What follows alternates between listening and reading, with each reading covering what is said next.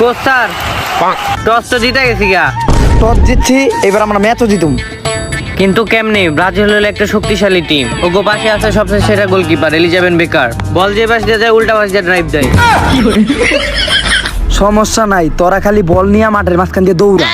Match তো খেলুম আমি আর এই মাঠের রেফারিরা। ম্যাচ তো আগের থেকে খেলে রাখছি, জিতবো এবার আর্জেন্টিনা। কিন্তু কোচ মাঠে খেলুম ঠিক আছে, কিন্তু আপনি তো আমাকে কিছু শিখাই দিলেন না। সমস্যা নাই, তগলাইগা এইটা আছে। কোচ পাউডার নাকি?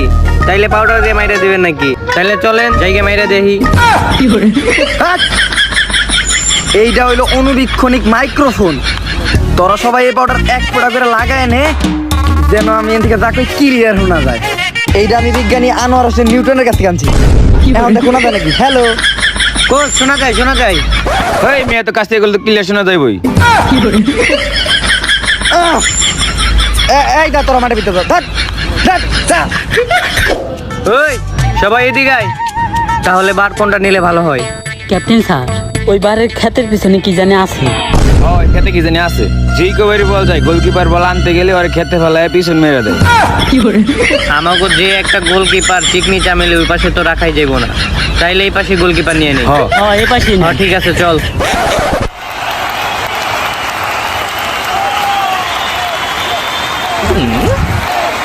মাঠের পিছে এত বড় ক্ষেত কে?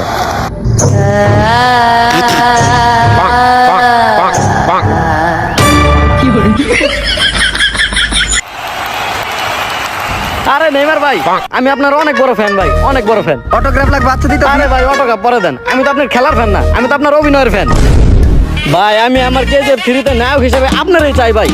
আপনার যা অভিনয় ওই যে ওইটার যে এক্সপ্রেশন না ছিল আপনার ভাই, কেউ বুঝাই পারবো না ভাই। আপনি অভিনয় করতেছেন ভাই, একদম রিয়েল মনে ছিল ভাই। আমি একটা প্রডিউসার, আমার ডিরেক্টর কইছে কেজিএফ চ্যাপ্টার 3-তে নায়ক হিসেবে আমার ডিরেক্টর আপনারই চাই ভাই। আপনি না করেন না ভাই, ভাই একবার সাইন করে দেন ভাই। হ ভাই না করেন না, অনেক বড় সুযোগ ভাই একবার ভাই ভাই।